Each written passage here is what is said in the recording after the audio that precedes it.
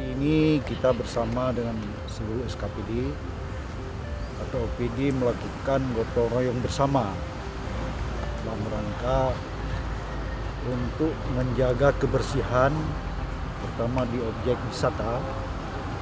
Alhamdulillah hari ini kita lihat semua OPD ini kompak semua melaksanakan gotong royong terutama di objek-objek wisata yang ada di Lele.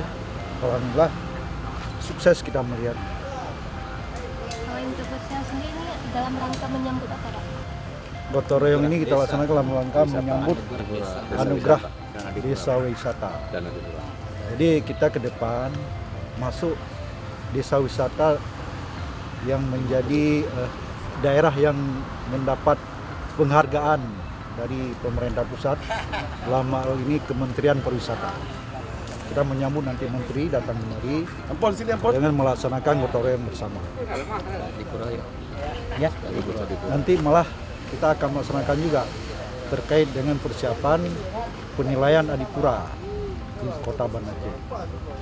Ya mudah-mudahan saya melihat hari ini semua sudut ini sudah bersih ya, dan semua OPD ini kompak melaksanakan gotong royong dari semua sudut yang ada di Lele ini.